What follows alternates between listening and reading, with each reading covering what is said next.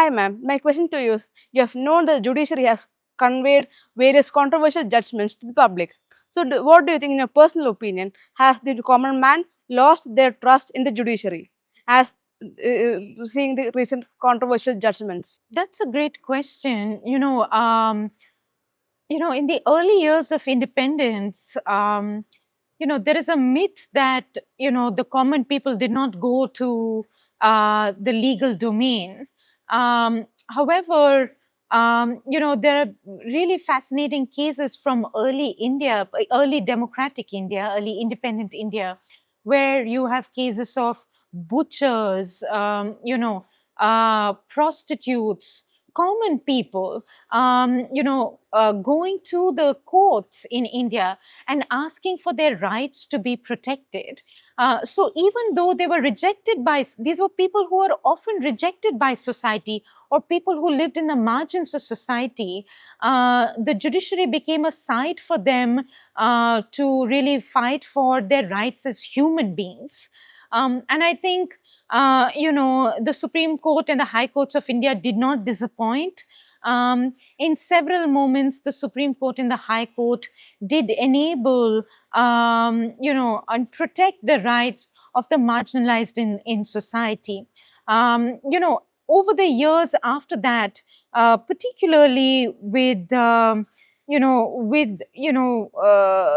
the 70s and the 80s, the Supreme Court acted as a sort of activist court. It introduced systems like the public interest litigation. That was in the 90s. And often it began to ensure that people who had the public interest in mind could come to the court and question laws, even if laws were not directly violated. The Supreme Court acted as an activist court, often enabling the question of laws that furthered inequality in our society. However, in the last 15 years or so, that activist side of the court has really been subject to quite a few challenges. I think the first challenge is whether the Supreme Court can go about reforming society legitimately. The judges of the Supreme Court at the end of the day are not elected members of our institutions, right? So therefore, they have no representative power. And therefore, is it possible to have a democratic mode of governance when unrepresentative public officials like judges are making changes to the laws of this society, right? The typical challenge that can emerge is that, why should we be scared of the changes that judges are making to society if those changes actually transform society? I think we should be worried for a few reasons. The first I have already mentioned. Judges are not representatives. The people who represent us are in the legislature.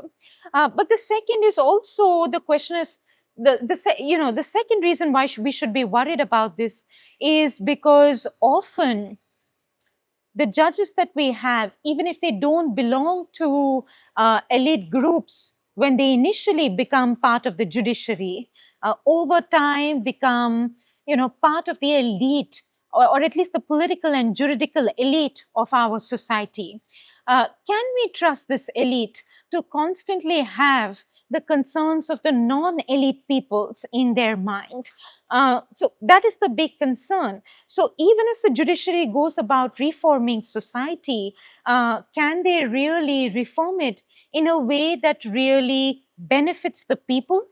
Or are they imposing their own conception of what is good on Indian democracy at large, right? And then the third problem is diversity. I think, and this is not, I'm not saying this because I disagree with judges, because of course I have a deep respect for people who are part of the judiciary.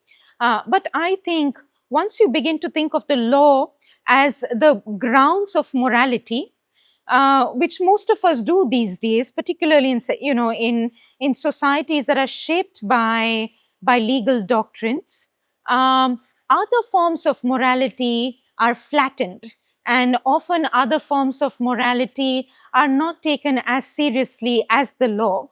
But I do think that the law, particularly common law, is a very new form of morality. It doesn't tell us how humanity has thought of for more, for prior to the 200 years before which common law was formed. And if we are to take humanity a little more seriously, we cannot simply rely on the law alone to tell us what morality should be. So this is where, again, I fall back on older philosophical traditions. We don't have to think of them simply as religions, because religions themselves have deep debates around what is morally good and morally bad, and religions are internally diverse and produce different moral responses to what is good and bad and what is right or wrong. I think one of the reasons why people in India find it hard to accept what the law is saying is because this law is often not translated into other moral traditions that actually shape the lives of the common people of India. I think, as people who are interested in shaping public life in India, and public political life in particular, we should be able to translate and debate with the morality of the law into other traditions of morality that have shaped our society. And there are diverse traditions to choose from. Of course, there are multiple traditions which today we know and identify as Hinduism. There is Islam, which has a long tradition of moral debate in India or the Indian subcontinent. And there is Buddhism and other traditions which have been embraced by more marginalized groups in our society. I think that if the law has to gain more trust among the public in India, the law has to become more translatable into the morality of the public. And the morality of the public, I think, is a fairly complex morality. It is not the morality of simpletons. It is not the morality of lumpen masses, but it is a complex morality because it is rooted in diversity. We have no option but to be diverse because we're constantly surrounded by diversity. I think one of the reasons people may not trust the judiciary anymore in India is because the judiciary has not been able to carry out this act of translation, translating the law's morality into the morality of the public in the Indian public domain. Okay.